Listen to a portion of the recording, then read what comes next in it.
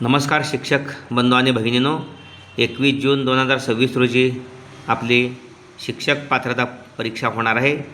त्यासाठी आपण शिक्षक पात्रता परीक्षा 2025ला गेल्याच वर्षी झालेली ही प्रश्नपत्रिका आहे. त्यातील आपण 30 प्रश्न सोडवतो आहे. त्यातील काही प्रश्न आपण सोडवलेले आहेत. जवळजवळ 18 प्रश्न आपण सोडवलेले आहेत. अशाच पद्धतीचे नमुने येणाऱ्या परीक्षेमध्ये असू शकतात. त्या अनुषंगानं आपण या प्रश्नांची जोरदार तयारी करावी. 19 नंबरचा प्रश्न, 5 कुटुंबांनी अनुक्रमे 45 किलोग्राम, 60 किलोग्राम, 50 किलोग्राम, 24 किलोग्राम आणि 31 किलोग्राम याप्रमाणे तांदूळ जमवले. ते सर्व तांदूळ 5 समान पिशव्यात भरायचे आहेत. प्रत्येक पिशवीत किती तांदूळ भरावेत हे या ठिकाणी पर्याय आहेत. या ठिकाणी सर्वांची बेरीज म्हणजे 5 कुटुंबे आहेत, म्हणजे 5 संख्या आहे त्यांच्या बेरीज करून त्याला 5 भागिल्यानंतर आपल्याला प्रत्येक पिशवीमध्ये समान तांदूळ भरायचे आहेत. म्हणजे प्रत्येक पिशवीमध्ये किती तांदूळ भरावे लागतील हे आपल्याला कळणार आहे. 45 अधिक 60 अधिक 50, 45, 60, 50, 24 अधिक 31 भागिले 5. पाहूया. एकक स्थानची बेरीज 4 आणि 1 5, 5 आणि 5 10ला 0, हाच्याला 1, 3 हाच्या 1 4, 2 6, 5 11 आणि 6 17, 4 21 भागिले 5. 210 भागिले 5, 5 20 उरला 1, 5 2 10. या ठिकाणी 42 किलोग्राम प्रत्येक पिशवीमध्ये तांदूळ भरावा लागेल. अचूक पर्याय जो आहे तो नंबर 2चा. ओके. अशा पद्धतीनं एका वर्तुळाच्या केंद्रीय कोनाचे माप 125 अंश असेल आहे, तर त्या कोनाच्या संगत विशाल कंसाचे माप किती असेल? या ठिकाणी केंद्रीय कोनाचे माप 125 अंश आहे. या ठिकाणी OAB हा केंद्रीय कोन आहे. या केंद्रीय कोनाचं माप आणि त्याच्या आत असणारा जो कंस आहे त्याचं माप समानच असते. 125 अंश केंद्रीय कोनाचं माप दिलेलं आहे, त्यामुळं AXB या कंसाचं माप 125च. आपल्याला संपूर्ण वर्तुळ कंसाचं माप 360 अंश असते हे ज्ञात आहेच. त्यामुळं 360मधून हा लघुकोन जो आहे वजा केला तर मिळणार माप आहे. वजाबाकी केल्यानंतर ती विशाल कंसाचं माप मिळणार आहे. 10मधून 5 गेले 5, 6मधून 2 1 3 गेला 3, 3मधून 1 गेला 2, 235 अंश. या ठिकाणी अचूक पर्याय नंबर 2, 235 अंश. ओके. त्यानंतर खालील आकृतीतील पंचकोनी चित्तीच्या शिरोबिंदूंची संख्या ही पृष्ठांच्या संख्येपेक्षा कितीने जास्त आहे? पर्याय दिलेले आहेत. आता पंचकोनाला वरचे 5 शिरोबिंदू 1 2 3 4 5 आणि खालचे पण 5 5 5 10 शिरोबिंदू आहेत. पृष्ठे किती आहेत? बाजूची 5, वरचं 1 आणि खालचे 1 7.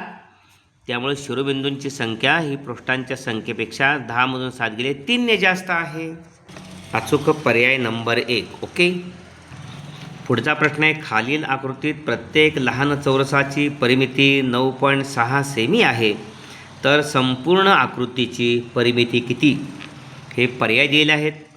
या ठिकाणी प्रत्येक लहान चौरसाची परिमिती 9.6 सेमी आहे. म्हणजे प्रत्येक बाजू 4 बाजूंची बेरीज 9.6, त्याला भागिले 4 करायचं. 4 दुनी 8, उरला 1 16 झाले, 4 चौक 16.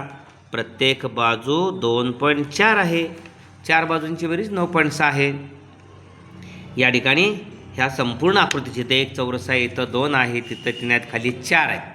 तर संपूर्ण आकृतीची परिमिती काढण्यासाठी बाहेरच्या बाजूंची बेरीज करायची. ओके. आता पूर्ण बाजू किती आहेत बघूया. ही 1 2 3. ओके. ही 4 आहे, ही 5 आहे, ही 6 आहे, ही 7 8 9 10 11 12 आणि 13 बाजू आहेत. पूर्ण किती बाजू आहेत? 13 पूर्ण बाजू आहेत.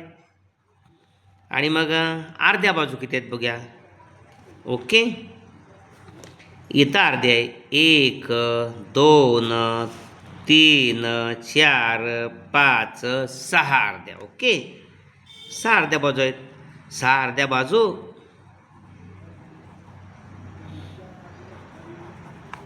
म्हणजे 3 पूर्ण. ओके. ह्या 13 आणि 13 पूर्ण आणि ह्या 3 म्हणजे 16 झाल्या.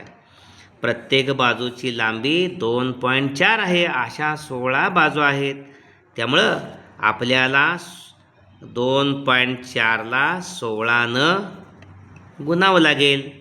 16 चौक 64ला 4 हाच्याले 6, 16 दुनी 32 आणि 6 38, 38.4 आहे अचूक पर्याय नंबर 4. अर्ध्या 6 बाजू समजल्या का? 1 2 3 4 5 आणि 6 आणि 13 पूर्ण आहेत. 1 2 3 4 5 6 7 8 9 10 11 12 आणि 13. 6 अर्ध्या म्हणजे 3 पूर्ण म्हणून 13 आणि 3 16 पूर्ण बाजू झाल्या. एका बाजूची लांबी 2.4 म्हणून 2.4ला 16नं गुणलं, कारण 2.4 16 वेळा. सर्व बाजूंची बेरीज परिमिती म्हणजे 2.4 गुणिले 16 38.4 अचूक पर्याय नंबर 4.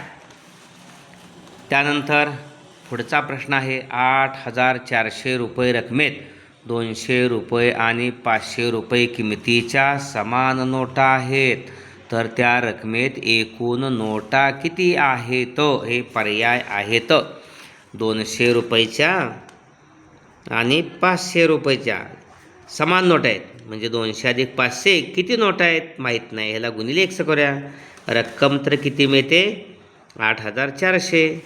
त्यामुळं 500 आणि 200 700 गुणिले 1 बरोबर 8,400. दोन्ही बाजूच्या या 2 शून्य गेल्या. हे 7 पलीकडे जाऊन 84 भागिले होणार आहे. हे 7 पलीकडे जाऊन 84ला भागिले 7 1 7 2 14 12 आलं. म्हणजे 200 रुपयाच्या पण आणि 500 रुपयाच्या पण 12च नोटा असणार आहेत. त्यामुळं अचूक जो पर्याय आहे तो कोणता आहे? नंबर 2. ओके. त्यानंतर 12 मीटर लांब आणि 9 मीटर रुंद आयताकृती जागेत 1.5 मीटर बाजूचे घनाकृती 4 खड्डे खणल्यास उरलेल्या जागेचे क्षेत्रफळ किती? हे पर्याय दिलेले आहेत. तर 12 मीटर लांब आयताकृती जागा आहे.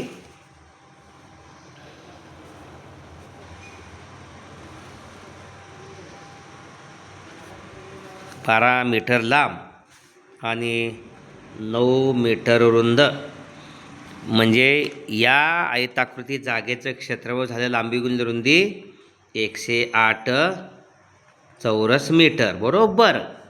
त्यानंतर ह्याच्यामध्ये 1.5 मीटर बाजूचे घनाकृती खड्डे खणायचे. 1.5 म्हणजे चौरस आकृतीचा वरचा आकार दिसणार आहे तो.